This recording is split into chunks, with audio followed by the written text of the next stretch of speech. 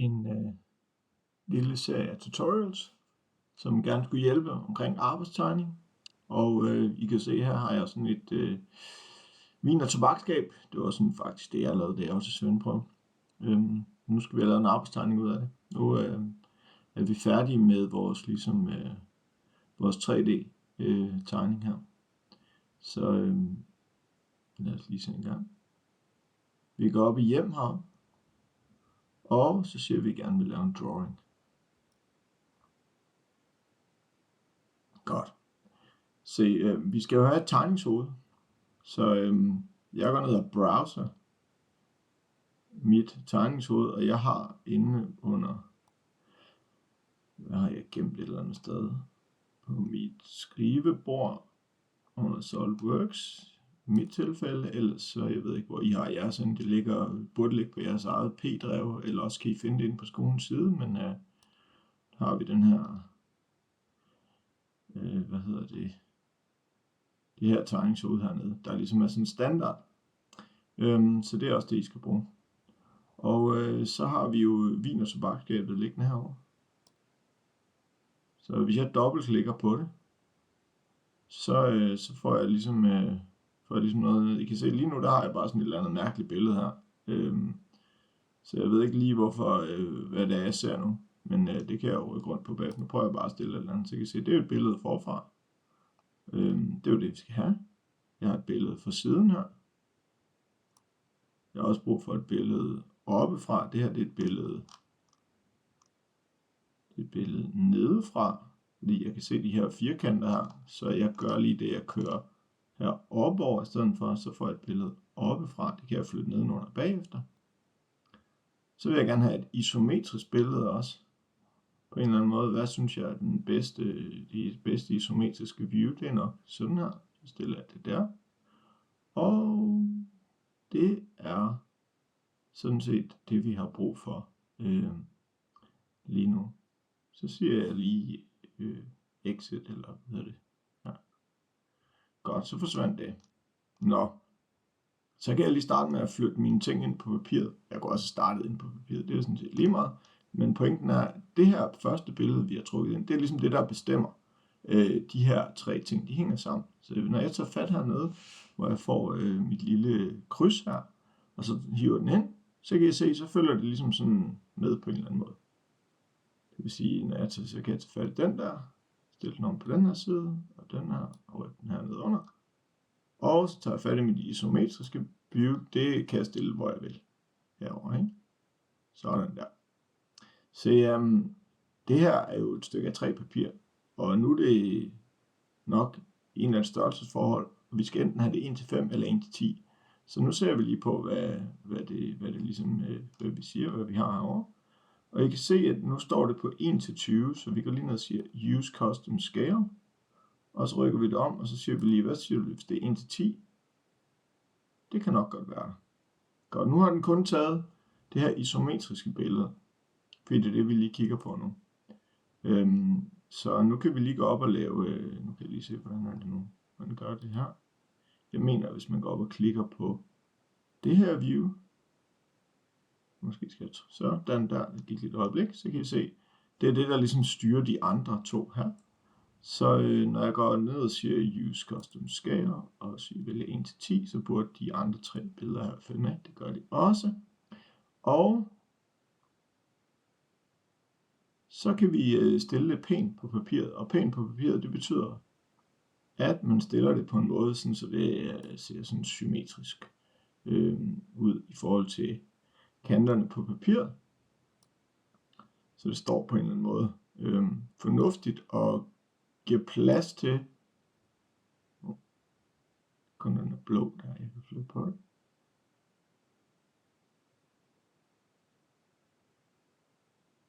Jeg ved ikke, om rykke til. Sådan der. Gør plads til vores hovedmål. Så når vi bruger det der, den der firkant til at starte med, så kommer de her kryds tit med. Og dem gider vi ikke at kigge på tegningen, så jeg højreklikker lige på den og siger hide, bare lige på det kryds der. Og af en eller anden mærkelig årsag, så kan jeg se, så der kommer sådan et par streger med her. Jeg ved ikke lige, hvorfor de er der også, men til dem har vi også lige. Så vi kun kan se de ting, vi rent faktisk vil have i vores tegning her. Ikke? Der er faktisk også kommet en del flere streger med her af en eller anden årsag. Dem har jeg heller ikke lyst til at kigge på lige nu. Det eneste, man har lyst til at se på en arbejdstegning, det er, eller en opstald, det er, udefra og ind, kan man sige. Ikke? Så vi skal ikke have nogen af de her streger med her, som ligger inde i tegningen. Det er kun det, man ligesom vil kunne se, når man ser tegning eller møblet udefra. Godt, det her det står lidt tæt på tegningshovedet, så jeg flytter også lige en lille smule op, så ser det lidt bedre ud der. Og så nu begynder det at ligne ligesom en sådan slags placering på mit tegning eller på mit stykke papir, som er fornuftigt. Så det vi mangler, det er at skrive informationer hernede, og man kan også lave den der beskrivelse, som I kunne se, jeg havde lavet på den anden tegning i den første video. Og så skal vi have sat snit på. Godt. Så beskrivelserne, det laver I selv. Der går I ind i annotation her, vælger A-note, som jeg også har vist på den anden tegning, og så kan man gå herned, og så kan man så sige, godt, det her det er et vinskab. Lidt politisk korrekt, så tobak, det bruger vi jo ikke længere. Jeg ved heller ikke med alkohol og vin. Det kan være, det er alkoholfri vinskab, det her. Hvem ved? Vinskab og opstand. Ikke? Og så er det, vi skal have målstoksforholdene også med her. Jeg skal lige det væk, så det er man nødt til lige at gøre 2 gange her. Vi skal over til en ny boks her. Så det er 1-10.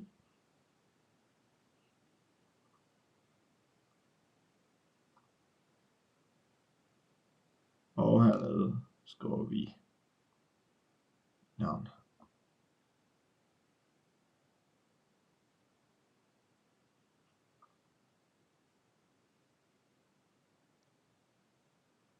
Sådan der. Godt.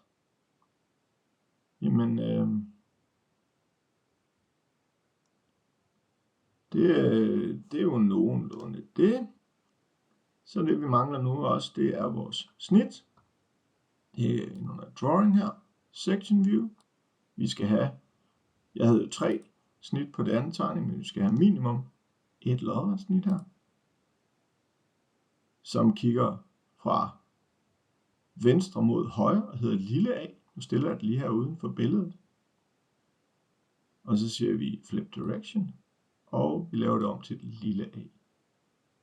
Det er bare sådan, det er på dansk standard her. Ja, så tager vi en mere. Nu havde jeg jo 2 snit før, men nu prøver jeg bare kun 1 snit på, for lige at illustrere det her nu. Og I skal selv vælge, hvor mange snit, der giver mening her.